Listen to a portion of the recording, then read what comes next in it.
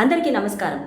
ఈరోజు 4th June 2025 అంటే సరిగ్గా సంవత్సరం క్రితం మన భారతదేశంలో కమలం మళ్ళీ వికసించి మన దేశ ప్రధాని శ్రీ నరేంద్ర మోదీ గారు 3వసారి ప్రధానమంత్రిగా ప్రమాణ స్వీకారం చేశారు. అలానే మన ఆంధ్ర రాష్ట్రంలో ఎన్డీఏ కూటమి ప్రభుత్వం ఏర్పడింది.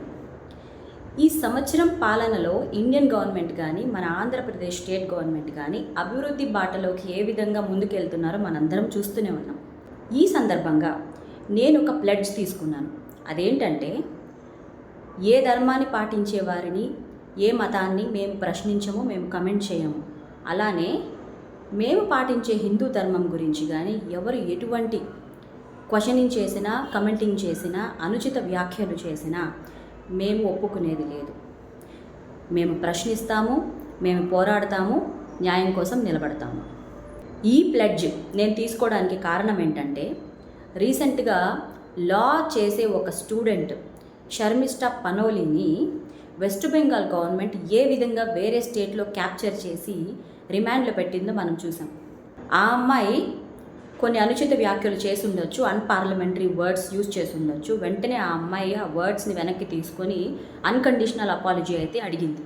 కానీ ఆ అమ్మాయిని క్షమించకుండా పెద్ద ఉద్యమాలే చేశారు వెస్ట్ బెంగాల్లో. ఆ అమ్మాయిని ఎట్టి పరిస్థితుల్లో అరెస్ట్ చేయాలి, లేదంటే వారు ఆ అమ్మాయిని ఏం చేస్తారు అనేది సోషల్ మీడియాలో ఆ అమ్మాయి ఫొటోస్, వీడియోస్ చాలా అసభ్యకరంగా సర్క్యులేట్ చేశారు.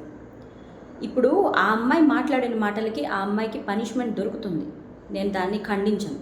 మరి వెస్ట్ బెంగాల్లో so called TMC party leaders Mamata Banerjee గారి లీడర్షిప్లో మన హిందూ ధర్మం గురించి ఎన్ని అనుచిత వ్యాఖ్యలు చేశారు.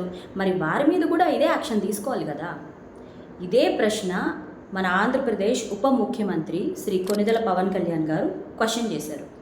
చేస్తే న్యాయం ఫేర్గా చేయండి, ఇలా మాత్రం బయాస్డ్గా ఉండకండి అని శ్రీ పవన్ కళ్యాణ్ గారు కూడా చెప్పడం జరిగింది. ఐ స్టాండ్ విత్ షర్మిష్ఠా అనే ఒక నినాదాన్ని కూడా తీసుకొచ్చారు. అలానే ఇంకొంతమంది కూడా రెస్పాండ్ అవ్వడం జరిగింది. ఇలాంటి విషయాల్ని ముందే ప్రశ్నించి ముందే అణిచివేయకపోతే రాబోయే రోజుల్లో ఎస్పెషల్లీ హిందూ ధర్మం పాటించే వారికి చాలా పెద్ద సమస్య ఎదురవుతుంది. కాబట్టి షర్మిష్ఠా లాంటి వారికి వారు చేసిన తప్పుకి ఖచ్చితంగా వారికి పనిష్మెంట్ అయితే ఉంటుంది. అలానే వేరే వాళ్ళు కూడా అటువంటి తప్పులు చేస్తే బయాస్డ్గా ఉండకుండా ఫెయిర్గా జస్టిస్ చేయాలని మేము కోరుకుంటున్నాం. మరొక వీడియోతో మళ్ళీ మీ ముందుకు వస్తాను. జై హింద్.